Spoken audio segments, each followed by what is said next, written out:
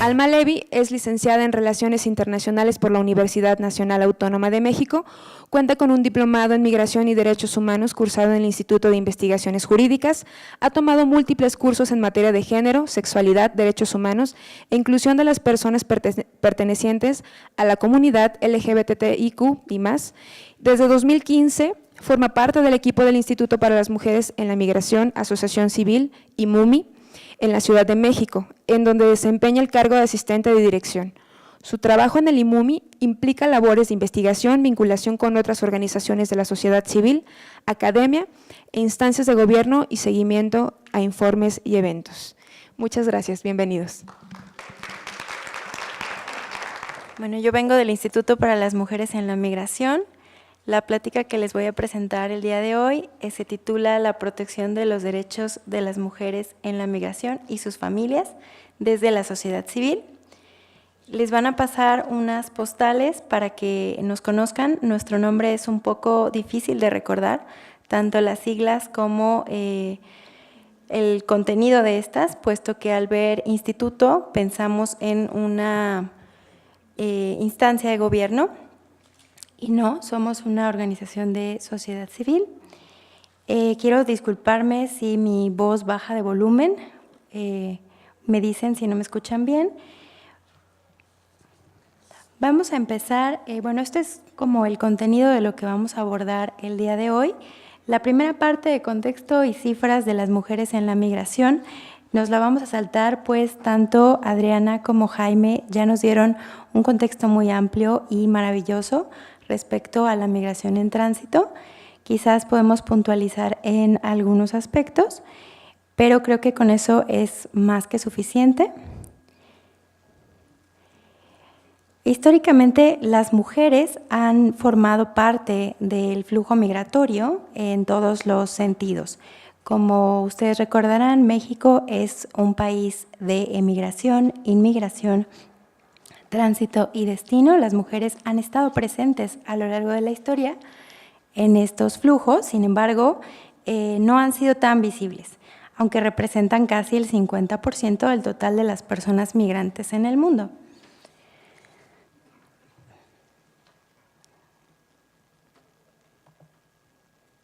De hecho, es solo a partir de 2007 que la Unidad de Política Migratoria de la Secretaría de Gobernación comienza a desagregar sus boletines estadísticos por sexo. ¿Qué representa esto? Que no se hiciera visible la naturaleza de estos flujos en su composición.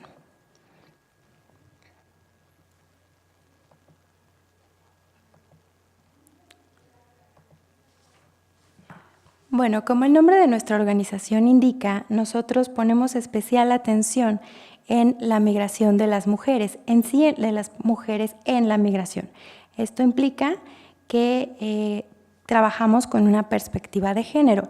Antes de explicarles por qué es importante trabajar la migración desde una perspectiva de género, quisiera que recordáramos cuál es la diferencia entre sexo y género, pues son conceptos que normalmente confundimos y que no son sinónimos, y es importante hacer la diferencia.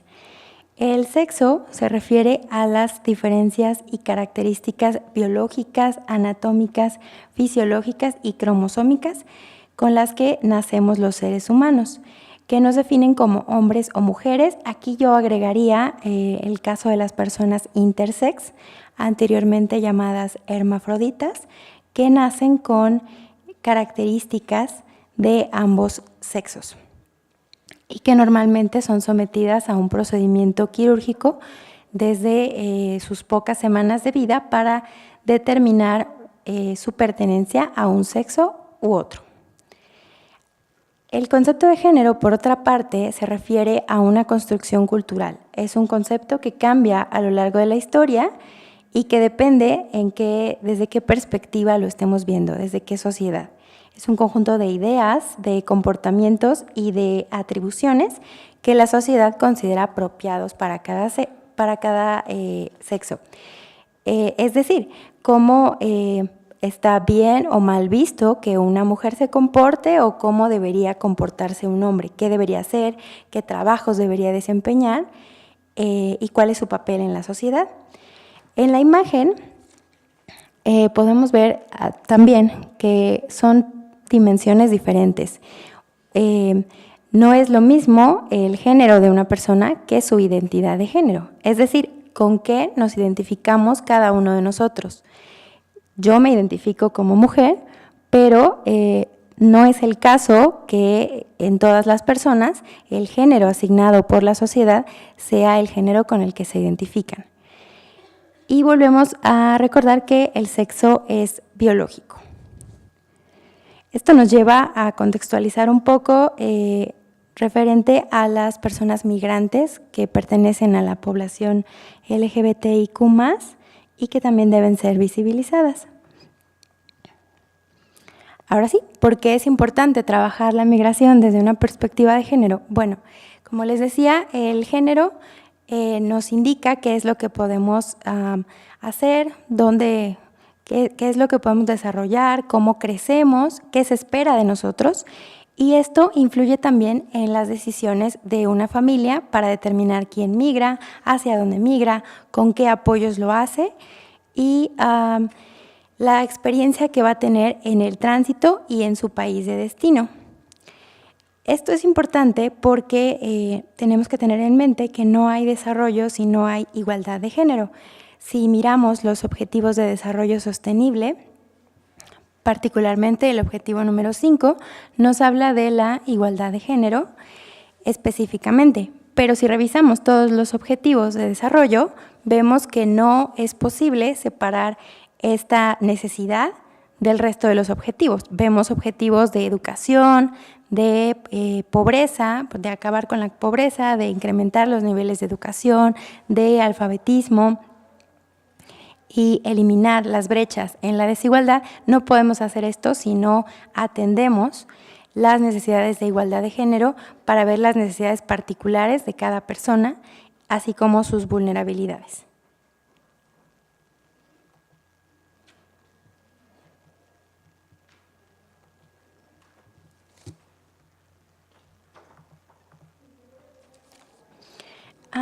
¿Qué es diferente? Porque, bueno, sí, ¿qué es diferente de la migración? ¿Pensamos que las mujeres migran igual que los hombres? De hecho, no. Y tampoco el contexto que las rodea es igual. Se dice que las familias invierten más en el viaje de las mujeres. ¿Y esto por qué? Pues porque se piensa, y se han hecho algunos estudios, para argumentar que ellas aportan un porcentaje mayor de remesas a sus familias. Por lo que privilegiar la migración de una mujer implica mayores ingresos para esa familia. Las mujeres migran con estereotipos que caen sobre ellas como si fueran piedras. De hecho, una de las postales que les acabamos de pasar, la postal roja, verán que es, voy a adelantar un momento para que vean como un ejemplo, es esta muñeca que tiene dos caras. Tiene como una cara buena y una cara mala, donde podemos ver los estereotipos que se asignan a las personas, a las mujeres. En el lado malo podemos ver que se dice que son malas madres, que no tienen familia, que no quieren, que no se saben estar quietas, que abandonaron. Y en el lado positivo, digamos, entre comillas, las mujeres que migran son luchonas, son fuertes, hacen todo por su familia, por sus hijos. Estos son estereotipos. Ambas caras son estereotipos. Solo quisiera que los tengan en mente para que entendamos con qué viajan las mujeres. Vamos a volver al anterior para terminar de ver por qué son diferentes estas migraciones. Aquí vemos también que la migración femenina genera cadenas de cuidado o maternidad transnacional. Ese es un concepto que vamos a abordar un poquito más adelante. Y que la migración de las mujeres suple la falta de políticas de desarrollo humano y de conciliación trabajo-familia en países de destino, que se relaciona con las cadenas de trabajo que vamos a abordar. Creo que la tecnología no es para mí. Sí, no es para mí. Okay. ¿Qué son las cadenas globales de cuidados? Bueno, los cuidados son aquellas tareas que están destinadas a salvaguardar la integridad de una persona, su vida, su salud. Y en los cuidados podemos hablar básicamente de trabajo doméstico y cuidado de personas. El trabajo doméstico implica desde la preparación de alimentos, limpieza, lavado de ropa y cuidado de personas, pues puede ser el cuidado de niños pequeños, de personas mayores, de personas enfermas o personas con alguna discapacidad. No me dejarán mentir porque ustedes en esta sociedad en la que vivimos son tareas comúnmente desarrolladas por mujeres. Si bien tanto hombres como mujeres tienen un lugar en estas cadenas de cuidado, normalmente los hombres desempeñan el rol más bien de ser quienes reciben estos cuidados. O en el caso de los hombres que trabajan, por ejemplo, en los sectores de cuidado de personas mayores, son hombres que están recibiendo un salario respecto a la tarea que realizan y se encuentran en una dinámica diferente. En el caso de las mujeres migrantes, vemos estas cadenas globales de cuidado muy marcadas. Les voy a poner un ejemplo. Si supongamos que yo tengo 2 hijos y necesito salir a trabajar, pero necesito a alguien que cuide a mis hijos. Entonces, yo voy a contratar a una mujer para que los cuide. Ella me va a ayudar en la casa mientras yo trabajo y va a recoger a mis hijos en la escuela, me va a ayudar a preparar la comida hasta que yo llegue por la noche y ella pueda irse a su casa, en el mejor de los casos. Pero esta mujer, comúnmente, bueno, lo que estamos viendo ahora con más frecuencia es que estas mujeres que se dedican al sector de cuidados son mujeres migrantes. Están buscando empleo y, como sabemos, el trabajo doméstico no es algo que esté regulado en nuestro país. No hay derechos laborales, no hay seguro social, no hay un contrato. En algunas situaciones son condiciones básicamente como de esclavitud. Y pues ella tuvo que salir de su país, supongamos que salió de Honduras, por ejemplo, pero ella tenía familia también. Ella no estaba sola, ella tenía una hija. ¿Quién se queda con su hija? Bueno, ella va a delegar el cuidado de esa hija a otra mujer, comúnmente. Esta mujer puede ser su hermana, su abuela, su mamá, es decir, la abuela de la niña. Y así, este es el ejemplo más sencillo que podemos poner de una cadena de cuidado y de cómo se relacionan estas cadenas con la migración. Cuando hacemos talleres, nosotros ejemplificamos estas cadenas de cuidado con cada quien sostiene un hilo y esas personas se van moviendo sin soltar el hilo y vemos cómo se va construyendo una red y cómo el soltar un hilo puede como impactar en la red como las telarañas, que se rompe, se desprende un poco y se va deshaciendo. Por eso el ejercicio con el estambre.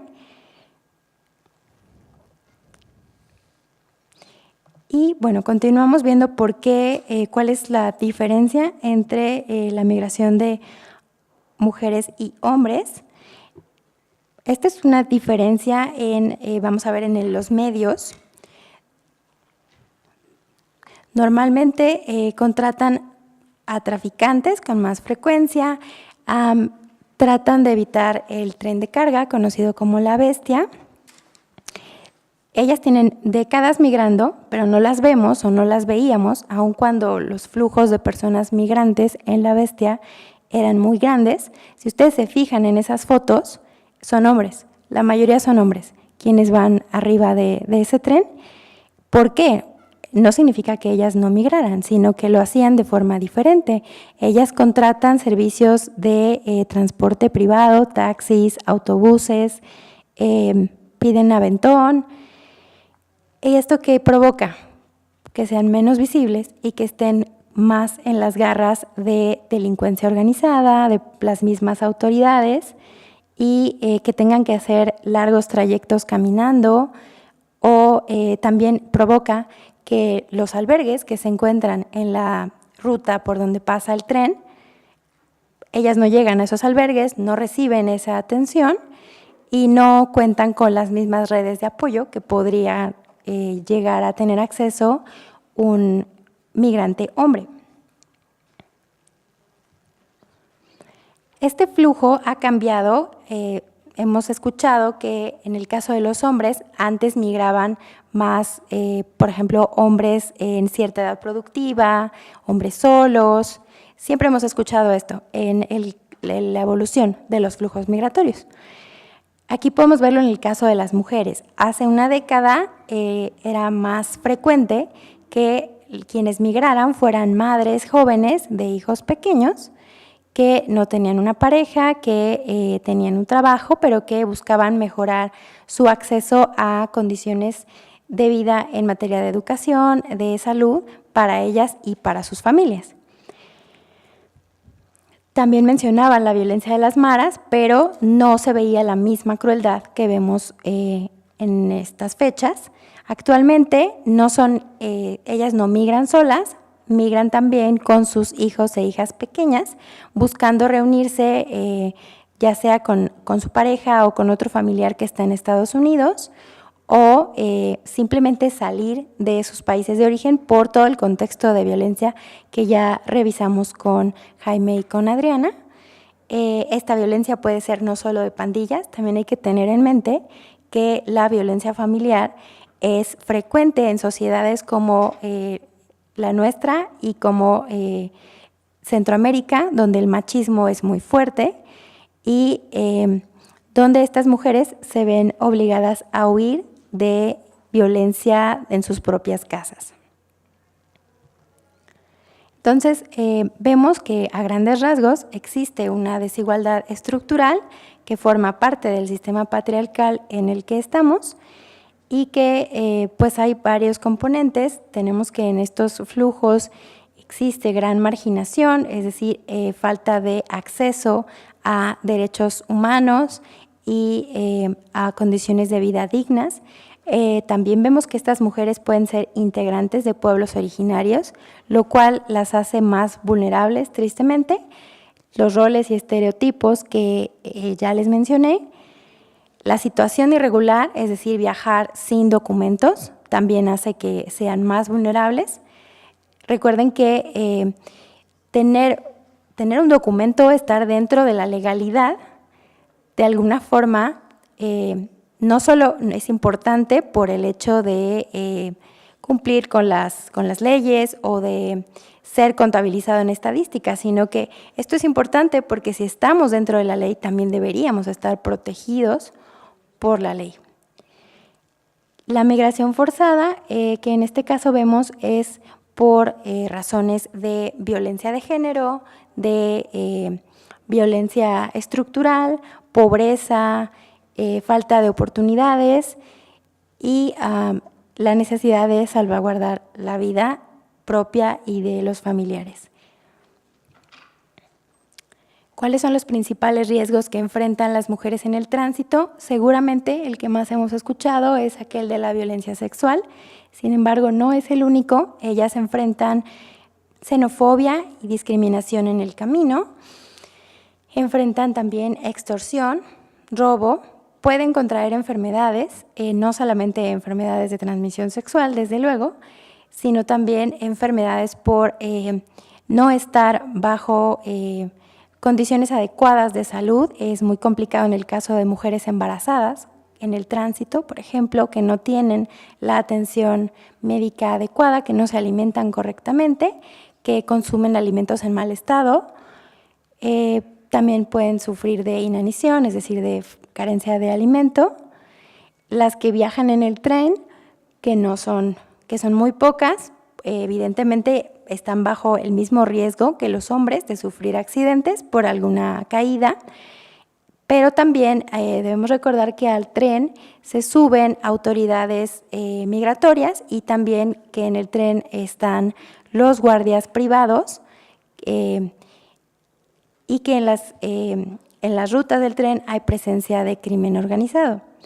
También está la trata, la explotación laboral o sexual, así como la separación familiar y el secuestro.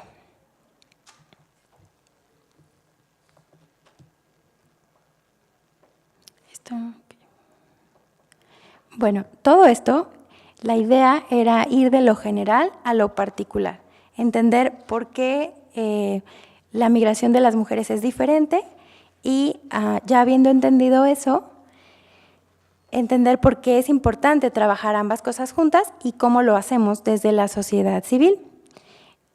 Yo vengo del Instituto para las Mujeres en la Migración, que es una organización que existe desde 2010, estamos en la Ciudad de México y trabajamos con mujeres dentro del contexto mexicano, ya sea que vivan en comunidades de origen, que estén en tránsito o que residan en México o en Estados Unidos.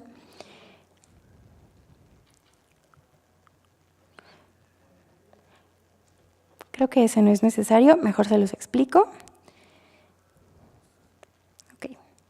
Bueno, somos un equipo pequeño, somos 13 personas de tiempo completo con 4 a 6 consultores y consultoras, cuyos tiempos varían y son proyectos específicos. También contamos con voluntarias y voluntarios de distintos espacios. Nuestros ejes de trabajo transversal son el derecho a la no violencia, el derecho a la identidad y el derecho a la unidad familiar. Las áreas de atención con las que contamos son la representación legal, voy a abordar eso un poco más a fondo en la siguiente. También realizamos investigación para litigio estratégico, para difundir los derechos de las mujeres en la migración en temas particulares. También realizamos capacitación a instancias de gobierno, a otras organizaciones y a quienes nos lo soliciten. Realizamos incidencia en políticas públicas para tratar de cambiar las leyes cuando identificamos una vulnerabilidad o una situación que debe ser cambiada. Si las leyes y si las políticas no tienen perspectiva de género, no pueden abordar las necesidades que estas mujeres tienen y pueden, de hecho, no cumplir con su objetivo o hacer más daño que bien, en realidad. En cuanto a comunicación estratégica, buscamos capacitar a periodistas para que las notas que publiquen no estén cargadas del machismo que normalmente nos acompaña, que sean notas incluyentes, que consideren aspectos más allá del amarillismo y también trabajar con nuestra audiencia, con el público, con las personas de a pie, para que pues nos quitemos ese velo de xenofobia y entendamos como los problemas y dejemos de ver a las personas migrantes como que nos están invadiendo, que son una molestia, que vienen a robar nuestros trabajos y tengamos más contexto para entender de dónde están viniendo estas personas. En nuestra clínica jurídica contamos con varias áreas de representación legal. Tenemos el apoyo a la niñez migrante, donde llevamos casos particulares para donde atendemos el interés superior del niño y la niña, donde vemos alternativas a la detención. No sé si lo saben, pero en las estaciones migratorias y en los centros de estancia no pueden estar detenidos o no deberían estar detenidos niñas, niños ni adolescentes. Si bien el nuevo gobierno está tratando de que esto sea una realidad, aún no lo es y seguimos trabajando al respecto. El tema de razones humanitarias, ya lo comentaba Adriana, aquí lo vemos en materia de las tarjetas que proporcionan esta protección a las personas antes de este nuevo gobierno. Acceder a las tarjetas humanitarias no era algo que fuera sencillo que las personas pudieran aplicar, sino que era algo que no se conocía, que no se difundía por parte del gobierno y que tenía muchas trabas en el proceso.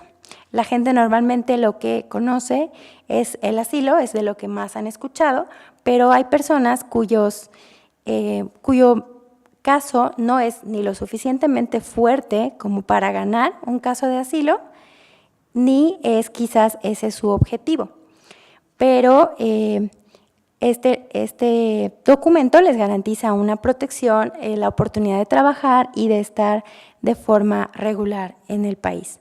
En el área de derecho familiar revisamos y atendemos casos de patria potestad, divorcios, también vemos situaciones de violencia. En el área de unidad familiar, esta área se relaciona un poco con el tema de trata. Hemos tenido casos, si no es que todos los casos del área, la mayoría, casos de mujeres que fueron víctimas de trata, que han salido de esa situación y que se encuentran con una visa de tipo T, una visa U, porque fueron víctimas de algún delito o fueron víctimas de trata, y esta visa se las otorga el gobierno estadounidense.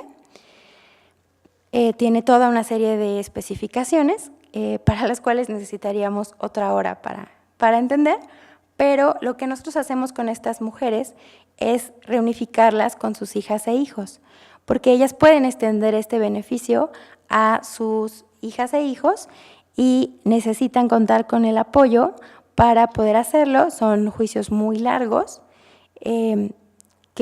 para los cuales tarda mucho tiempo ver los resultados y que requieren cooperación con otras organizaciones en Estados Unidos y también requieren de que contemos con abogadas y abogados estadounidenses. Aquí viene lo que les decía de las visas U. También están las peticiones VAWA, la visa familiar, permiso especial humanitario. También vemos el derecho a la identidad, a la doble nacionalidad y el acceso a la educación. Eso lo vamos a abordar un poco más adelante a detalle. Y la inscripción de la nacionalidad mexicana y el programa Soy México. Por supuesto, también contamos con atención psicosocial, con un área que estamos explorando por la carga de violencia con la que llegan las mujeres, por todo lo que dejaron atrás, todo lo que vivieron en el camino, y ya sea que México haya sido su lugar de destino o que sea su lugar de tránsito. Algunos de los temas que trabajamos son, por ejemplo, el de las trabajadoras migrantes en el sur de México. Tuvimos la oportunidad de colaborar con ONU Mujeres para el desarrollo de algunos materiales para impactar positivamente en el Plan Nacional de Desarrollo del sexenio pasado.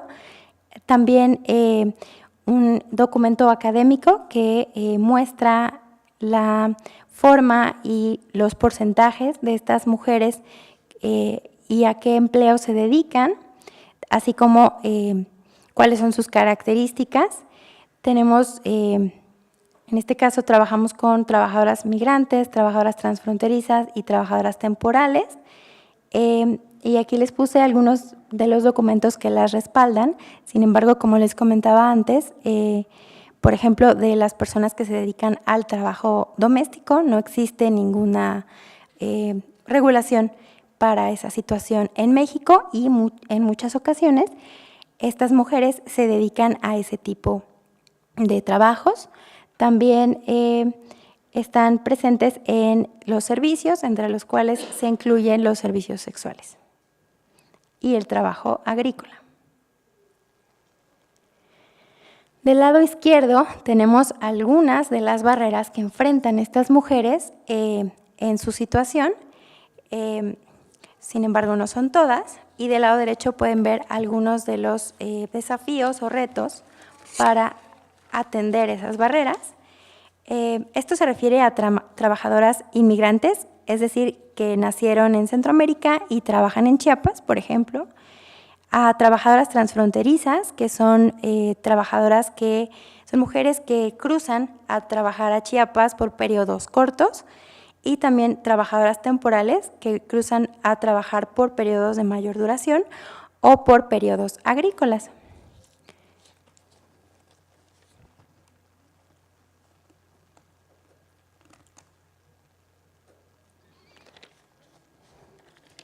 Otro de los temas que trabajamos, perdón que los pase así tan rápido, es que cada uno es una dimensión enorme que no podríamos abordar tan fácil en el tiempo que tenemos. Otro de los temas son las verificaciones y el control migratorio. ¿Qué es esto? Bueno, en nuestra ley de migración de 2011 están presentes estas tres tareas del Instituto Nacional de Migración. El control migratorio se refiere a la revisión de documentación de personas que busquen internarse o salir del país y los medios de transporte. Esta revisión se realiza en medios de transporte para tales fines. Este control se hace en lugares de tránsito internacional, pero también tenemos la verificación migratoria. Estas son visitas programadas que cuentan con un oficio a ciertos lugares que el instituto determina. Y por último tenemos la revisión migratoria, que se hace en lugares distintos a los puntos de tránsito internacional. ¿Qué significa esto? Significa que en todo nuestro país podemos encontrar gente del Instituto Nacional de Migración o de otras autoridades que en colaboración se suben a los camiones que nosotros abordamos para ir de Lagos a León, por ejemplo, de la Ciudad de México a Tapachula, más bien al revés. Se suben a pedirnos nuestro documento mexicano. ¿Qué nos piden? Nos piden el INE, nos piden probar que somos mexicanos. Pero ¿cómo creen ustedes que se hace esta determinación? ¿Cómo podrían ustedes saber, así subiéndose a un camión, quién es mexicano y quién no? ¿O quién creen ustedes que es o no es? Esto implica prejuicios, implica estereotipos, implica un perfilamiento racial. Si la persona ellos dicen que si la persona se ve nerviosa, si huele de cierta forma, el color de piel, pero esto es discriminación. Y de acuerdo al artículo 11 de nuestra Constitución, todos tenemos derecho al libre tránsito. Entonces, pues nos están bloqueando ese derecho al asumir que no somos mexicanos y al discriminarnos para determinar si lo somos o no. A continuación les voy a mostrar un video que realizamos con motivo de un caso, también para que podamos conectarnos un poquito con esta realidad. Si bien el gobierno actual ha dicho que ya no se realizarán este tipo de revisiones, la realidad es que siguen sucediendo.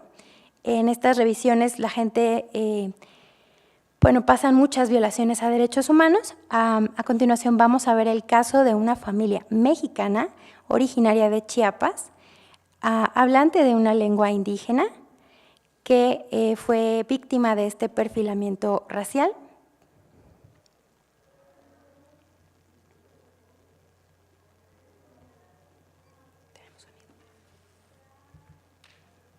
Solo te preguntaba si tenemos sonido. Sí. A ver, no estoy segura. Yo esperaría que sí. Pero ¿será este? Intentamos.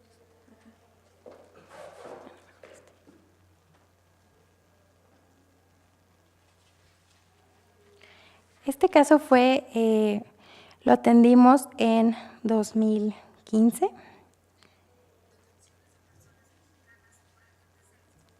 Y continúa resolviéndose.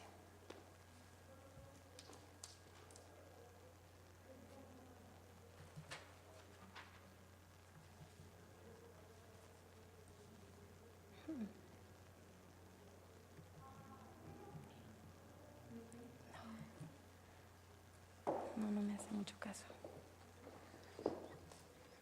¿Para el audio? Para el audio y para que se vea. Uh-huh. Creo que sí es con esto. No sé.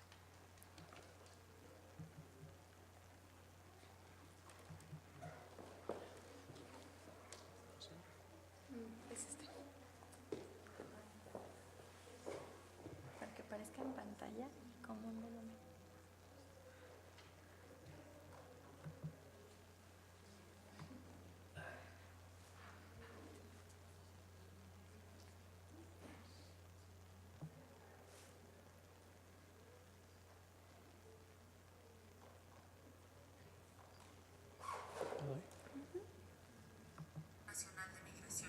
Pero no se escucha. Y Alberto salieron por primera vez de su comunidad en Chiapas.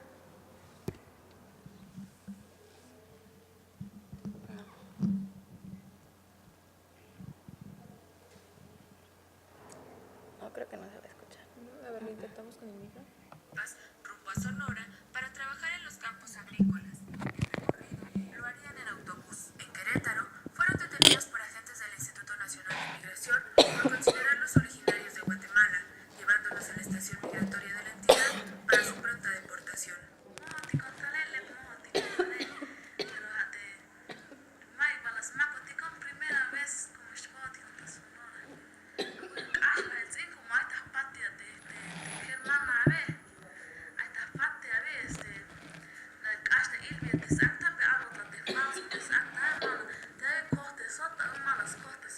Amy, Esther y Alberto forman parte del 76% de la población chiapaneca que vive en situación de pobreza y de las más de 106,000 personas que cada año salen de Chiapas para trabajar en otras entidades federativas. En Chiapas viven casi 4.8 millones de personas, 51% son mujeres, 27% de su población habla alguna lengua indígena, 51% vive en zonas rurales y 32% se encuentra en situación de pobreza extrema.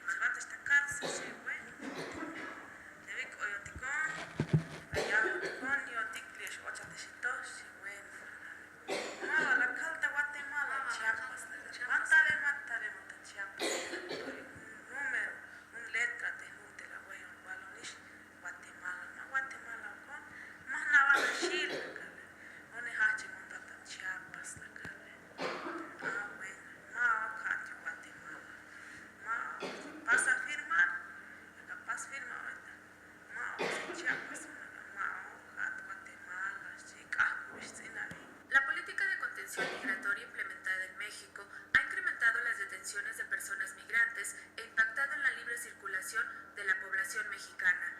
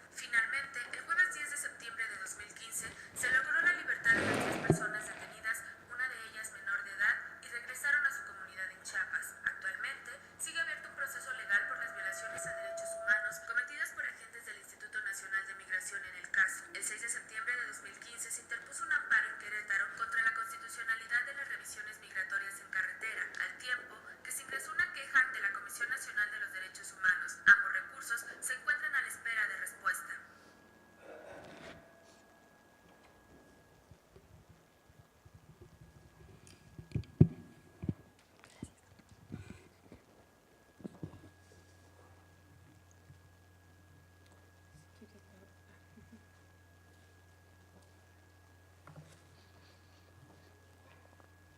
Sí, creo que tienes que arrastrar la ventana.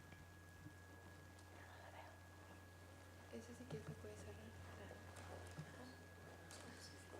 Sí, si quieres nada más cierra. Y la otra igual la arrastramos, ¿verdad?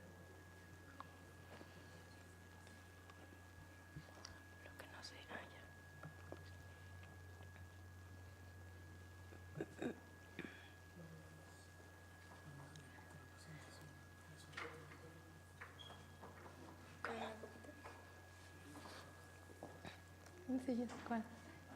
No lo veo.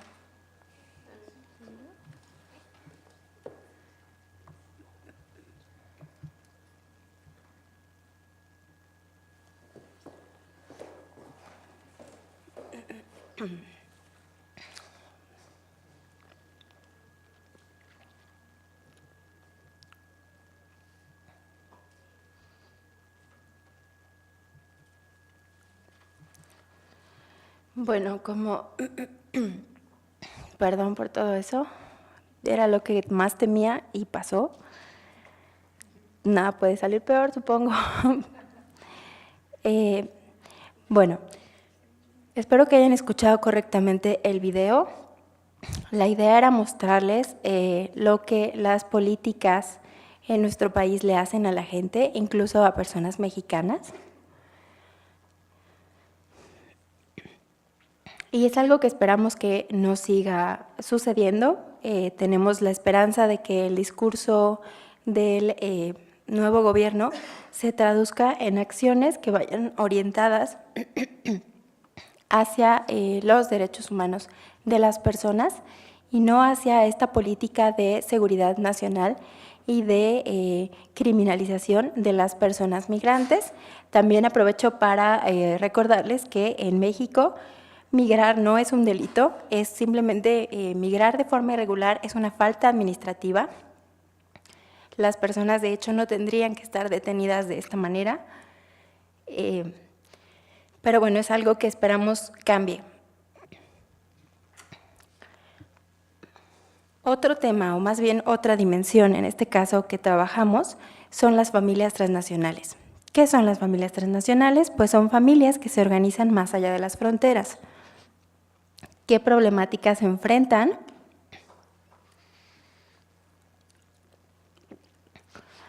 Pueden enfrentar separación familiar.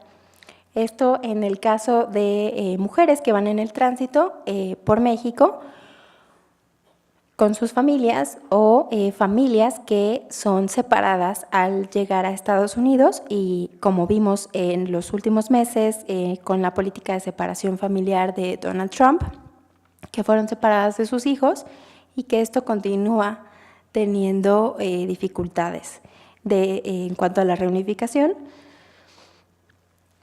Otras barreras que enfrentan son barreras de requisitos. Seguramente algunos de ustedes han tenido que apostillar algún documento.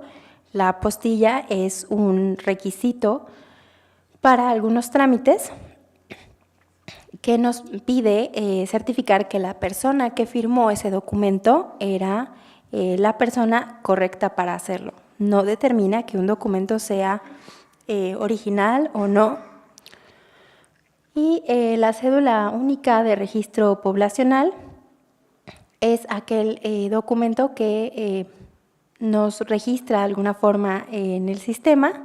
Es lo más parecido que podemos tener o que hemos tenido a una cédula única de identidad, como lo que mencionaba el doctor Durán en la mañana.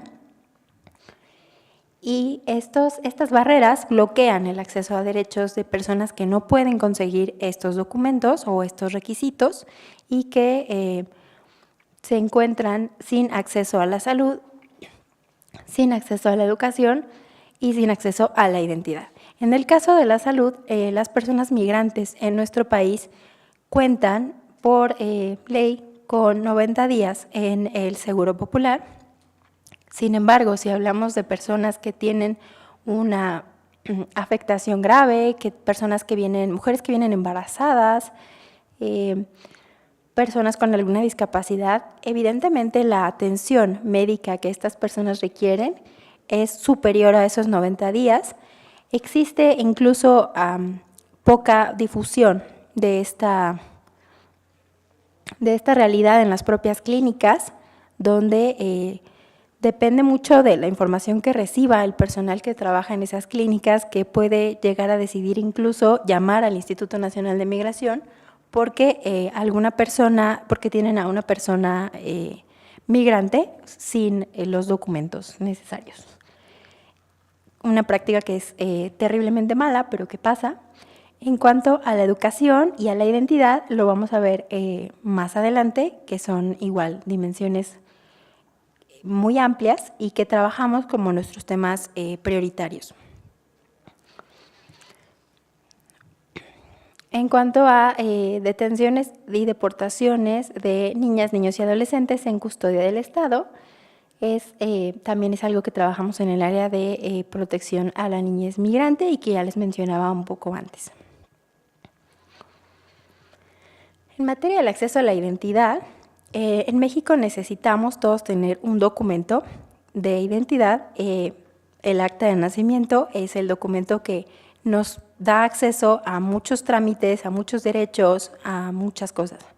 Y también es el requisito solicitado para contar con una cédula única de registro de población. Hemos identificado que estos requisitos impiden que las personas tengan acceso a derechos. ¿Por qué? Porque una persona va a llegar con documentos incompletos, va a llegar sin documento, va a tener la necesidad de contar con un CURP y no va a tener el Estado la respuesta correcta. En particular, esto lo vemos con las familias retornadas de Estados Unidos que tienen hijas e hijos que nacieron en Estados Unidos, pero que al ser su padre y o madre mexicanos, son por derecho también mexicanos. Estos niños llegan con actas de nacimiento equivocadas porque las convenciones de los nombres son diferentes en nuestros países, llegan con actas incorrectas, con toda una serie de errores que les generan muchos obstáculos y que los llevan a realizar una práctica de doble registro que no es lo ideal porque crea toda una personalidad diferente y que no les permite tener acceso a los derechos que tendrían que tener al tener esos dos pasaportes, esas dos nacionalidades.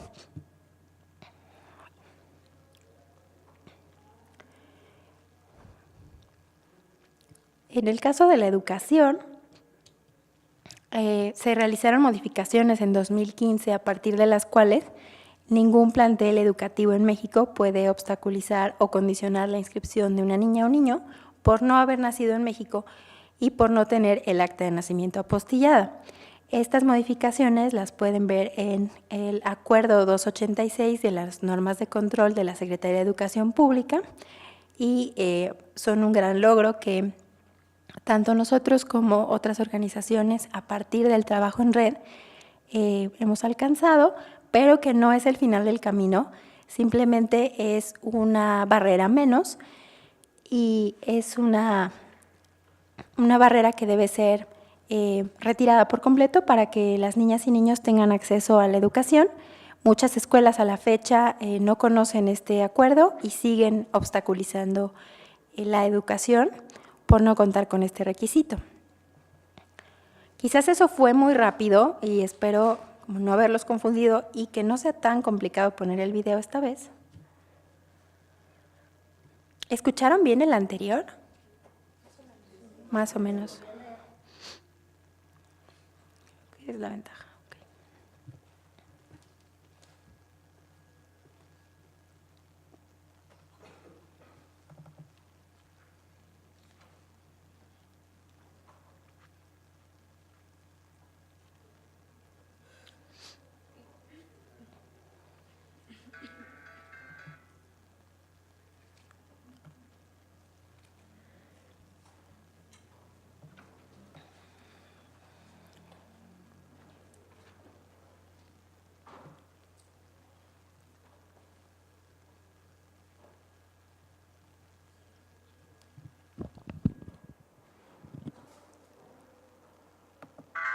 Derecho a la educación y a la identidad para la niñez nacida en el extranjero, de madre y o padre mexicano viviendo en México.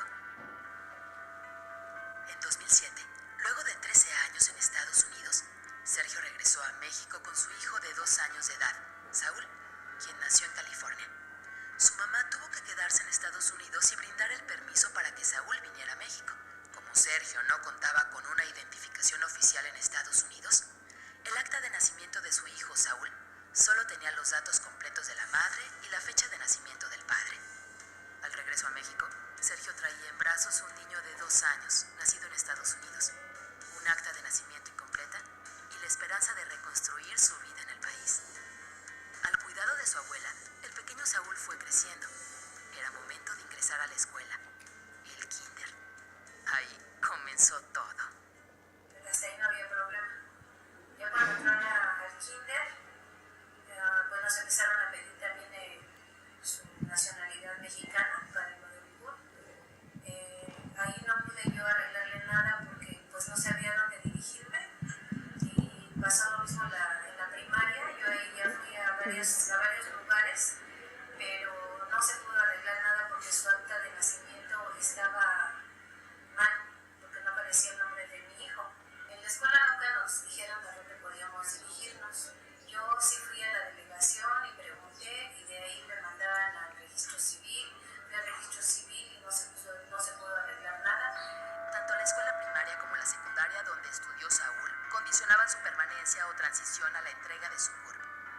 Sin embargo, entre 2015 y 2017 hubo cambios a la Ley General de Educación, así como a las normas de control escolar de la Secretaría de Educación Pública en los niveles básico y medio superior. Entre otros cambios destacan: se podrá realizar la inscripción o reinscripción escolar sin ningún documento de identidad. La falta de CURP o documento de identidad no puede ser razón para negar el acceso a la educación.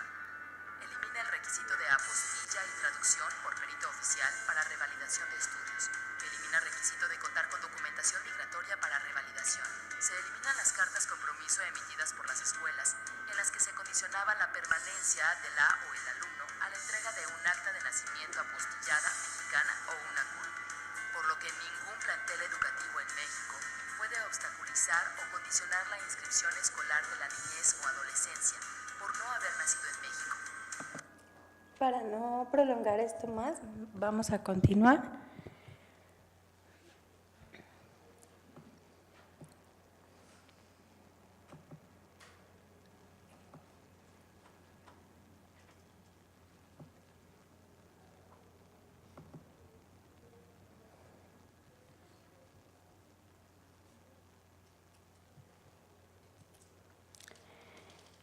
Ya casi terminamos, solo quería mostrarles algunas de nuestras publicaciones, en particular lo que concierne a esta mesa. Pueden ver la de arriba a la izquierda, que es un viaje sin rastros.